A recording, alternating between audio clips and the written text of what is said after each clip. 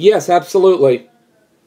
Okay, great. And you have, 15 minutes.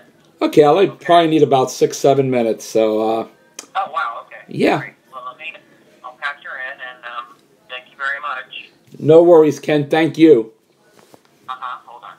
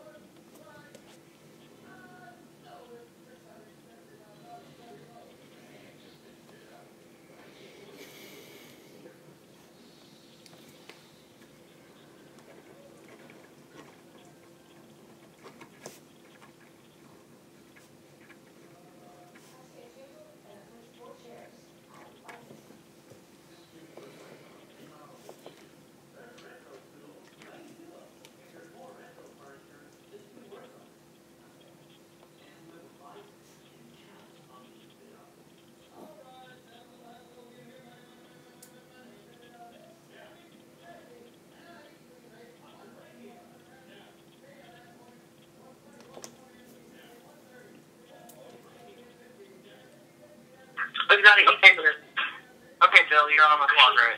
Thank you, Ken. Hi. Hello, Margaret. Hello. Hey, Margaret. How are you? Good, how are you? I'm very good. My name's Bill Hernandez. I'm the editor at Entertainmenttakeout.com and Rockbandreviews.com here in Fort Lauderdale. And it's a real pleasure to be speaking with you again. We last spoke, I think, maybe 2 years ago when you came up to Palm Beach to do a show. Lots has happened since, huh? Yeah, that's great. Well, nice to speak to you again. Wonderful. We're certainly looking forward to your show coming up down here at the Fillmore on awesome Miami Beach. So we're really excited about that and glad that you're on tour and we're going to be able to see you again. Yeah, thank you. All right, I don't want to take up too much of your time, so I just wanted to ask you a couple quick questions, and then we'll build a nice article around it. At what point in your life did you know that comedy is what you wanted to do? Oh, I was very young. I started doing comedy when I was about 14, but I think as young as 8 years old. There was just something about seeing it on television. I knew that was the right profession for me, and then when I did it, it was very clear that's what I would always do. Now, before becoming a comedian professionally, did you have any odd jobs that you did to make a living? Oh yeah, I was working at FAO Schwartz, that big toy store. So I was the Raggedy Ann for a while, and then I was also the Hello Kitty inside the big plush costume. Yeah. In those days, the Hello Kitty was very, very large, and so you couldn't see or hear, and you had to have people help you walk around. It was really a very sweaty job. So I did that.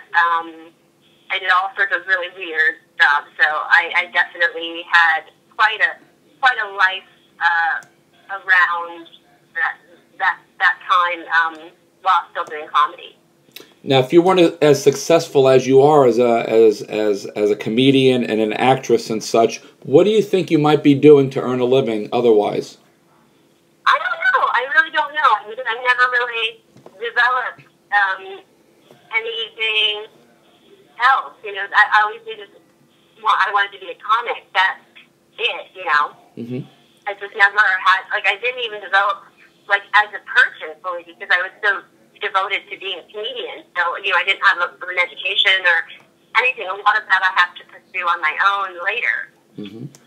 Now, who were or who are comedians that you look up to? Oh, Joan Rivers. For sure. Ultimately, she's the major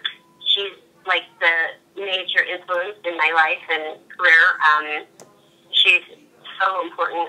Robin Williams also.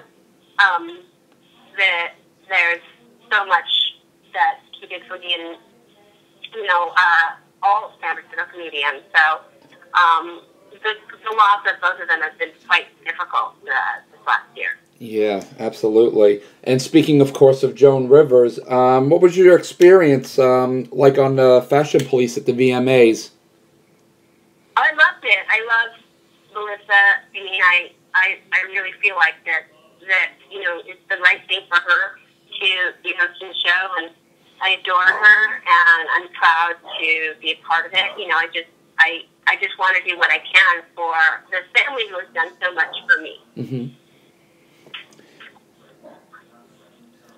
Now, what is your favorite joke of all time? Oh, That might be putting you on the spot there. yeah, I don't know. When I started, my very first joke that I ever did, when I would come on stage and I would say, my name is Margaret Cho and I drive very well. So in the 80s and 90s, it was very popular to make Asian driver jokes, especially in San Francisco. Exactly. That was my big thing, so I really did a lot with that. That is funny. Now, because you talk for an extensive time during your performances, do you do anything to maintain your voice? Oh, no, I used to have some vocal problems initially when I first started as a singer, but you know, I don't think, you know, comedians don't really have that. We don't have those rituals. The singers definitely have a lot more strain and, you know, on the vocal cords, but I don't really worry about it. Sure. Now, final question. After this tour, what is next for you?